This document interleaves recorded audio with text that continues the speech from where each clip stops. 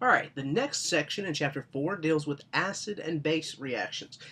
We spent a good bit of time last year on acid and base reactions, and specifically looking at we looked at 3 definitions last year. In this chapter, we're going to look at 2 definitions of acids and bases. We'll save one for a little bit later. The first definition that I want to look at is an Arrhenius acid.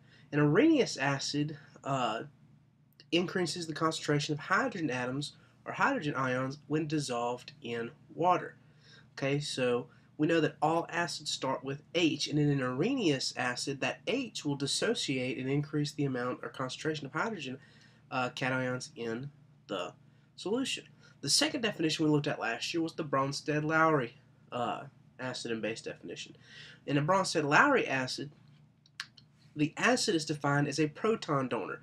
Now, remember, sometimes hydrogen ions can be considered proton donors because they don't have neutrons. Hydrogen 1 does not have a neutron, and if it's in the ion form, it doesn't have an electron. So all you have there is a proton. So that's why we call them a proton donor. There are 7 strong acids that you need to commit to memory, and the list is populating here now. Hydrochloric, hydrobromic, hydroiodic, nitric, sulfuric, chloric, and perchloric.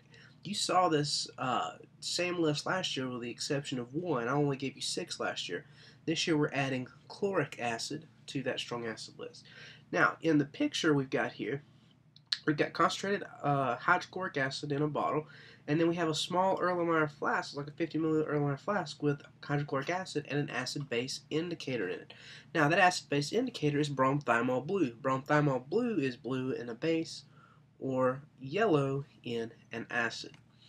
Now, let's talk a little bit about bases. An Arrhenius base is a substance that increases the OH, or the concentration of hydroxide ions when dissolved in water. So when it dissociates, you should remember from the previous discussion that most of our bases are going to end in OH, okay, hydroxide. An Arrhenius base is one that increases the concentration of this hydroxide when it is dissociated or when it is dissolved in water. A Bronsted-Lowry base is a proton acceptor, so it's going to take that positive hydrogen ion and hook up with it and form HOH, which we all know as water. Now let's talk a little bit about acids and base. Let's talk a little bit about strong bases first. Strong bases, I've already given you this list one time, but it's the hydroxide. It's the soluble metal salts of hydroxide ions. Remember, hydroxide is OH. Alkali metals are in group 1, and calcium, strontium, and barium are all in group 2. Now, these are all of our soluble salts, so these are able to be dissolved. Now, how do you know if it's a soluble salt or not? Well, I guess you're just going to have to learn those solubility rules. Alright, acid and base reactions. In an acid and a base reaction, the acid donates its proton to the base. Okay? For example, if you mixed water and ammonia in a reaction, that's going to be an acid and base reaction. The water is going to lose one of its protons to the ammonia, become a hydroxide ion, and the base, or the ammonia, is going to accept that hydrogen ion. Let's talk a little bit about neutralization reactions. Neutralization reactions are kind of like our nuts and bolts of acids and base. That's what's going to kind of be our basis of a titration is a neutralization reaction. And typically we can associate a neutralization reaction as when the amount of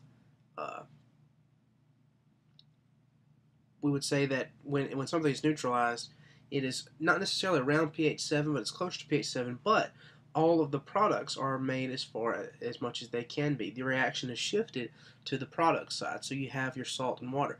When you mix an acid and a base, the products are always going to be some salt and water. Okay? Sodium acetate is a salt. Now, look here what's happening. We've got aqueous acetic acid plus sodium hydroxide in the aqueous form. Notice this is a weak acid and a strong base.